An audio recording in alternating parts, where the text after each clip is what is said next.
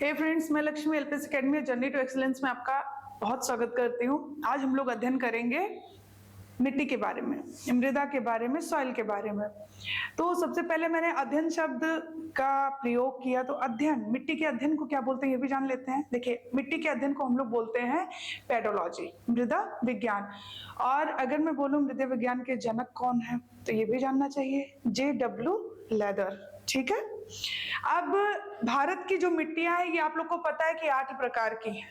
ठीक है, 8 प्रकार की मिट्टियां हैं। और अगर आप लोग मैपिंग करते हो और जानते हो कि कहाँ पे बारिश ज्यादा होती है, कहाँ पे बारिश नहीं होती है, इस तरीके का अगर आपको लोकेशन पता है तो मिट्टियों के भी प्रकार आसानी से समझ जाओगे। और अगर नहीं जानते हो तो आज पता चल जाएगा। ठीक है। मिट्टी की अगर हम बात करें तो जो ये सॉइल शब्द है, जिसको हम इंग्लिश में मिट्टी को क्या बोलते हैं, सॉइल बोलते हैं। तो सॉइल शब्द कहाँ से आया? लैटिन शब्द सोलम से सॉइल बना। ठीक है। और सोलम का मतलब होता है फर्श। क्या होता है? फ्लोर, फर्श। ठीक है।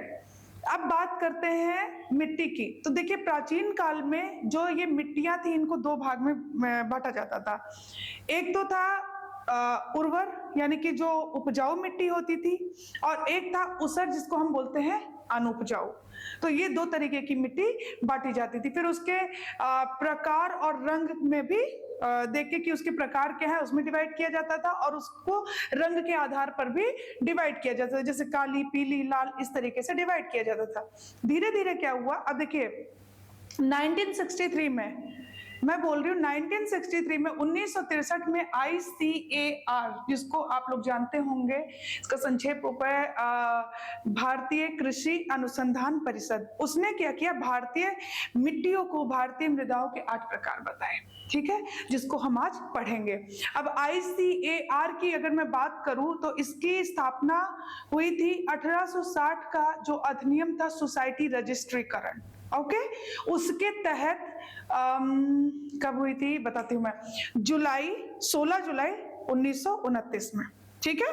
और इसका हेडक्वार्टर कहाँ है, मुख्यालय कहाँ पे है? नई दिल्ली में है। तो हमने ये छोटी मोटी जानकारियां जान ली, जो कि हमें जानना भी चाहिए, यहां से क्वेश्चन बनते हैं। चलिए अब आते हैं, देखिए प्राचीन काल में उर्वर और ऊसर, 16वीं शताब्दी में मृदा का वर्गीकरण उसकी सहज विशेषता तथा बाहरी लक्षणों जैसे गठन, रंग, भूमि और ढाल, मिट्टी में नमी की मात्रा के आधार पर बांटा जाता था। 1963 में ICAR, भारतीय कृषि अनुसंधान परिषद ने भारतीय मृदाओं को 8 प्रकार बताया। ये जो इसके 8 प्रकार हैं, इसकी हम बात करते हैं। आपको पता है जलोढ़ मृदा, लेटेराइट मृदा, लवणीय मृदा या क्षारीय मृदा, पीट या दलदली मृदा, लाल मृदा, काली मृदा, लेटेराइट मृदा, पर्वतीय मृदा। ये 8 प्रकार होते हैं। इनको हम पढ़ेंगे डिटेल में। ठीक है। अब जानिए कि मिट्टी होती क्या है। अगर मैं ऐसे ही नॉर्मल आपसे कोई पूछे कि अच्छा मिट्टी की परिभाषा बताना, मिट्टी का निर्माण कैसे होता है, तो आप सीधा ही अगर बताना चाहोगे तो आप बोलोगे कि भाई चट्टानों के विखंडन से मिट्टी का निर्माण हो जाता है। तो विखंडन शब्द का ना यूज करके आप बोल सकते हो चट्टानों के अपक्षय से।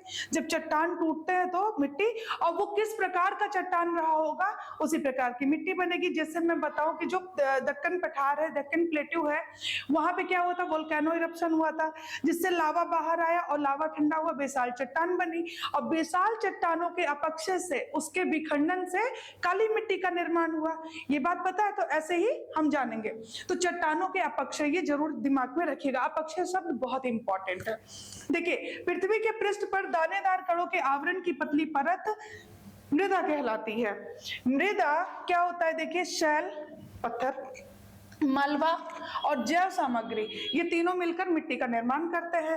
कारक क्या होते हैं, ये भी इंपॉर्टेंट है। उच्चावच, जनक सामग्री, जलवायु, वनस्पति तथा अन्य इसके कारक होते हैं। घटक की अगर बात करूं, खनिज, ह्यूमस, जल तथा वायु, ये इसके घटक है। ओके। अब देखिए, मृदा का निर्माण चट्टानों से प्राप्त खनिजों और जैव पदार्थ तथा भूमि पर पाए जाने वाले खनिजों से होता है। अपक्षय की प्रक्रिया से ये बनती है। ठीक है। तो ये जो अपक्षय शब्द है, ये बहुत ही इंपॉर्टेंट है। अब हम अपने मेन बात पे आते हैं कि 8 प्रकार की मिट्टियां। तो अब हम देखते हैं मिट्टियों को। ठीक है। मिट्टियों की अगर बात करूं 8 प्रकार मैंने बताया कि भाई ICAR ने 1963 में 8 प्रकार बताए थे, जिसमें से सबसे पहले हम बात करेंगे जलोढ़ मृदा की। किसकी? एल्यूवियल सॉइल की। क्यों मैंने सबसे पहले जलोढ़ की बात की? इसलिए कि क्योंकि भारत देश के टोटल क्षेत्रफल का 40% इसी यही ओढ़े हुआ है, इसी यही क्षेत्र में पाया जाता है। कितना? 40%, बहुत ज्यादा है। 40% एल्यूवियल सॉइल पाई जाती है। एल्यूवियल सॉइल जो होती है, जिसको हम जलोढ़ बोलते हैं, ये बहुत ही ज्यादा उपजाऊ होती है। इसका निर्माण कैसे होता है? नदियों और सरिताओं द्वारा जो जल लाया जाता है, उसके साथ जो अवसाद आता है, अवसाद को निक्षेपित किया जाता है, ठीक है। और जहां पे हर साल बाढ़ के मैदान, ठीक है, अब बह के आ रहे हैं तो वहां पे बाढ़ आ रहा है। और अब एक बात बताइए, कोई नदी आती है तो अपने साथ अवसाद लेके आती है, अवसाद को क्या करती है? पाटती जाती है, निक्षेपित करती है, ठीक है। तो उस निक्षेपण से बनते हैं। तो मैं आपको बताती हूँ कि जो ये जलोढ़ मृदा है, ये 2 प्रकार की होती है। एक होती है खादर, एक होती है बांगर। अब नाम से ही पता चल रहा होगा, खादर यानी खाद, ऐसे कुछ याद करिए। खाद यानी, और वहां पे क्या, ये बहुत ज्यादा फर्टाइल होती है, हर साल यहाँ पे बाढ़ पहुंचता है। तो ये कैसी होती है? नई जलोढ़क, नवीन जलोढ़क होती है। बांगर जो होती है, उसमें कैल्शियम कार्बोनेट के कंकड़ पाए जाते हैं, मतलब और वो पुरानी जलोढ़ होती है। कहने का मतलब यह है कि वहां पे हर साल बाढ़ नहीं पहुंच पाता, होती वो भी है, मतलब जलोढ़ की ही टाइप है दूसरा बांगर, लेकिन वहां पे पुरानी जलोढ़क पाया जाता है। वहां पे हर साल बाढ़ ना पहुंच के 5 साल, कभी 10 साल का, कभी 6 साल का गैप होता रहता है। तो 2 प्रकार की जलोढ़ मिट्टियां पाई जाती हैं, ठीक है। कहाँ पे? आप देखो, अगर मैं बात करूं, सतलज से ब्रह्मपुत्र तक पाया जाता है। गोदावरी, कृष्णा, कावेरी महानदी का डेल्टा वाला क्षेत्र जो है, वहां पाया जाता है। पश्चिमी तट का कुछ एरिया और कुछ गुजरात का एरिया। इसको मैंने येलो कलर से बनाया है, देख लीजिए। ये रहा उत्तरी मैदान, ये रहा गुजरात वाला, ये रहा आपका पश्चिमी तट, ये रहा पूर्वी वाला, गोदावरी, कृष्णा, कावेरी, तो और ये रहा आपका पूरा एक बेल्ट गया हुआ है। तो ये मैंने जलोढ़ बताया। ये बहुत ज्यादा उपजाऊ होती है, और सबसे ज्यादा इसमें जो खेती होती है वो होती है धान की। उसके बाद इसमें गेहूं भी उगाया जाता है, आलू की भी खेती होती है, ठीक है। दूसरा जो सबसे बड़ा मृदा वर्ग आता है, वो आता है लाल मिट्टी की। अगर बात करूं तो एक क्वेश्चन बहुत बनता है कि लाल मिट्टी सबसे ज्यादा कहाँ पाई जाती है? लाल मिट्टी सबसे ज्यादा पाई जाती है, सर्वाधिक जो पाई जाती है वो तमिलनाडु में पाई जाती है। और ये उपजाऊ नहीं होती, और इसमें लोहे के ऑक्साइड के कारण ही इसका रंग लाल होता है, ठीक है। जहाँ पे रवेदार आग्नेय चट्टानें पाई जाती है, वहां पे मिलती है। अगली बात यह है इसके बारे में, उर्वरता ज्यादा करने के लिए चूने का प्रयोग करते हैं इसमें। आप लोग को अच्छी तरीके से पता है कि जो चूना होता है वो क्षारीय होता है ना, और जिप्सम क्या होता है? अम्लीय। तो बैलेंस बनाने के लिए इन लोग का इसका प्रयोग किया जाता है। अब देखिए, लाल मृदा सर्वाधिक तमिलनाडु में, फिर उसके बाद आता है पूर्वी मध्य प्रदेश, तेलंगाना, आंध्र प्रदेश, महाराष्ट्र, कर्नाटक एंड कहवा। रबड़ और बागान की खेती होती है। तो रबड़ की खेती कहाँ पे होती होगी? ये क्या कहते हैं, केरल वाले एरिया में, कहवा कर्नाटक वगैरह में, बागान तो यहाँ सब होता रहता है। अब देख लीजिए लाल वाला क्षेत्र कितना ज्यादा है, लगभग 18%। मैं बोल दे रही हूँ, लगभग 18% भाग को ये छेके हुए हैं। फिर तीसरी अगर मैं बात करती हूँ, पर्वतीय मृदा जो सबसे ऊपर दिख रही है, हिमालय दिख रहा है आपको? ये पूरा बेल्ट है। ये रहा हिमालय, फिर उसके बाद ये रहा सिक्किम, फिर उसके बाद ये रहा आपका अरुणाचल वाला एरिया, ठीक है। तो हिमाचल प्रदेश, जम्मू कश्मीर और सिक्किम, अरुणाचल प्रदेश, यहाँ पे ये पर्वतीय मिट्टी पाई जाती है। इसमें ह्यूमस की मात्रा अधिक होती है। और इसमें जो खेती की बात करूं तो खेती इसमें की जाती है, जैसे सेब की खेती की जाती है, नाशपाती की खेती की जाती है, और बागवानी फसलों की, चाय की खेती की जाती है इसमें। इतनी बात समझ में आई? ह्यूमस ज्यादा होता है, इसीलिए इसमें अम्लीयता आ जाती है। और आपको अच्छी तरीके से पता है, जिस मिट्टी में अम्लीयता होती है उसमें चाय की खेती की जाती है। क्लियर? ठीक है। अब आ जाइए लेटेराइट की। लेटेराइट की अगर हम बात करें, ये जो लेटेराइट मिट्टी है, ये भी लैटिन शब्द से आया हुआ है, लेटर, जिसका अर्थ होता है ईंट। तो याद रखिएगा कि ईंट बनाने में भी इसका प्रयोग होता है। और जहां पे हाई टेम्परेचर यानी कि विषुवत के आसपास वाले एरिया में तो हाई टेम्परेचर और प्लस बारिश भी बहुत ज्यादा होगी। बारिश कितनी, 200 सेंटीमीटर से ज्यादा वर्षा जहाँ पे होती है वहां पे पाया जाता है। और जब बारिश ज्यादा होती है तो मिट्टी में घुलकर पानी और मिट्टी मिलकर क्या करते हैं, वो पानी घुलेगा मिट्टी में और उस ऊपर वाले लेयर को, जो उपजाऊ लेयर है, उसे बहा ले जाता है और सिलिका का निक्षालन हो जाता है। ये बात याद रखिएगा, लीचिंग हो जाता है, ये दिमाग में रखिएगा। लैटेराइट मिट्टी की बात कर रही हूँ। ईंट बनाने में प्रयोग। अच्छा बात बताइए, भारत में जब मॉनसून आता है तो 1 जून को केरला में आता है, यहाँ पे खूब बारिश होती है। तो एक तो यहाँ दलदली मिट्टी भी पाई जाएगी, लैटेराइट भी पाई जाती है, ठीक है।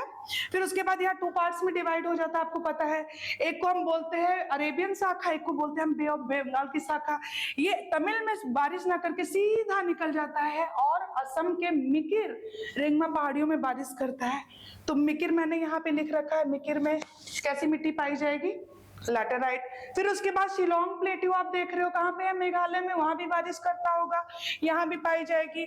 अब ये देखिए उड़ीसा में मैम कैसे होगी बारिश। उड़ीसा में आपको पता है ना चक्रवातीय वर्षा होती है, इसलिए यहाँ भी मिट्टी पाई जाती है, झारखंड वाले एरिया में भी पाई जाती है। समझ में आया लैटेराइट मिट्टी कहाँ कहाँ पाई जाती है। अब इसमें खेती की बात करें, बहुत ज्यादा पूछा जाता है।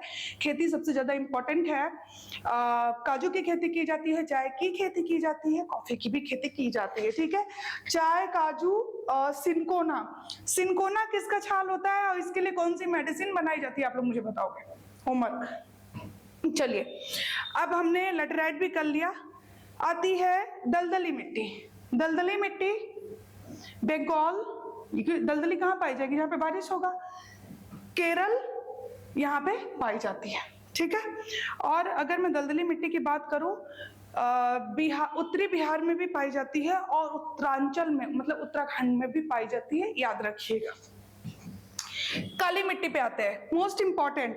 काली मिट्टी की अगर मैं बात करूं तो काली मिट्टी का निर्माण कैसे हुआ ये जानते हैं। लाखों वर्ष पहले दक्कन प्लेट्यू, दक्कन का पठार, ठीक है, वहां पर क्या हुआ कि ज्वालामुखी का विस्फोट हो गया। आपको पता है मैग्मा जब बाहर आता है तो उसे क्या बोलते हैं, लावा बोलते हैं। अब जब वो बाहर आया, विस्फोट हुआ, तो बाहर निकलकर फैल गया, तो फैला होगा, फिर ठंडा भी हुआ होगा। तो जब वो ठंडा हुआ तो चट्टान बनी उससे, उस चट्टान को हम बोलते हैं बेसाल्ट चट्टान। तो मैंने स्टार्टिंग में बताया था कि जब भी मिट्टी का निर्माण होता है तो वो किससे होता है, चट्टानों के अपक्षय से होता है। किससे होता है, अपक्षय से होता है, उसके विखंडन से होता है। तो जब बेसाल्ट चट्टानों का विखंडन हुआ तो उससे काली मिट्टी का निर्माण हुआ। तो आपको अच्छे तरीके से पता है दक्कन के पठार पे ये मिट्टी पाई जाती है सर्वाधिक। अब इसको और क्या बोलेंगे, लावा मिट्टी भी बोल सकते हैं हम, क्योंकि लावा के भी उससे हुआ है इसका निर्माण। और क्या बोलेंगे, स्वतः जुताई वाली मिट्टी बोलेंगे। क्यों, बताती हूँ। एक्चुअल में इसमें नमी सोखने की मात्रा बहुत होती है। अगली बात, इसमें जरा सा भी धूप पड़ता है ना तो इसमें मोटी मोटी दरारें पड़ जाती हैं, ठीक है। इसे स्वतः जुताई वाली भी मिट्टी कहते हैं और इसे रेगुर मिट्टी भी कहते हैं, इसे कपासी मिट्टी भी कहते हैं। कपासी इसलिए कहते हैं क्योंकि ये कपास की खेती के लिए बहुत ही ज्यादा अच्छी होती है, ठीक है। और अंतरराष्ट्रीय स्तर पर जब मिट्टियों को डिवाइड किया गया तो काली मिट्टी को नाम दिया गया चेरनोजम। और ये यूएसए और उत्तरी सागर के ऊपर आप यूक्रेन को देखेंगे तो वहां भी ये पाई जाती है, ठीक है। इसमें खेती किसकी होती है, कपास की, मूंगफली की, यहाँ की खेती होती है। सबसे ज्यादा एरिया कवर करता है महाराष्ट्र, कुछ गुजरात एंड राजस्थान की बात करूं तो हड़ौती पठार में भी ये मिट्टी पाई जाती है, ठीक है। ओके, उत्तरी कर्नाटक और महाराष्ट्र, गुजरात, ये सब हो गया। उत्तर प्रदेश के ललितपुर, बुंदेलखंड और झांसी, यहाँ पर काली मिट्टी को क्या बोलते हैं, इंपॉर्टेंट है, करेल बोलते हैं, इसको रख लीजिएगा, इंपॉर्टेंट है। एक चीज और बताती हूँ मैं आपको, बर्टी सोइल लिखा हुआ है, इसका एक और नाम है बर्टी सोइल, ओके। अब आ जाइए मरुस्थलीय, नाम से ही आपको पता है हमारे इंडिया में कहाँ पे मरुस्थल, जहां भी मैं हूं, पश्चिम भारत, राजस्थान में। ठीक है, मरुस्थलीय मृदा यहाँ पाई जाती है पश्चिमी राजस्थान, दक्षिण पंजाब, दक्षिण हरियाणा। कई बुक्स में लिखा रहता है समग्र राजस्थान, ऐसा नहीं है। श्री गंगानगर क्षेत्र में बहुत अच्छा सिंचाई का सुविधा है, इसलिए वहां पे खाद्यान्न फसलों का भी उत्पादन होता है। नहीं तो यहाँ पे जनरली किस चीज का होता है, मोटे अनाज का, जैसे ज्वार बाजरा वगैरह हो गया, सरसों हो गया, इन सबका यहाँ पे खेती की जाती है। लेकिन श्री गंगानगर क्षेत्र में सिंचाई की बढ़िया सुविधा होने के नाते वहां पे खाद्यान्न फसलों का और जैसे हो गया चावल वगैरह का भी खेती होता है। ठीक है, तो ये एरिया याद रखिएगा मरुस्थलीय। अब आ जाइए लवणीय, लवणीय या क्षारीय बोल सकते हैं, अल्कलाइन जिसे हम बोलते हैं। पश्चिमी राजस्थान और कक्षकारण, ये रहा कक्षकारण, यहाँ पे ये पाई जाती है। ठीक है, अच्छा ये बंगाल में, पश्चिम बंगाल में भी पाई जाती होगी, पाई जाती है, मैंग्रोव पाई जाती है कि नहीं, सुंदरबन वाला एरिया है ना, वहां पे पाई जाती है। मैं चाहती हूँ आप लोग स्क्रीनशॉट ले लीजिए, अच्छा रहेगा। ठीक है, तो ये थी भारत की मिट्टियां, और उम्मीद करती हूँ कि आप लोग को वीडियो अच्छा लगेगा। खूब अच्छे से पढ़िए, खूब खुश रहिए। Thank you so much.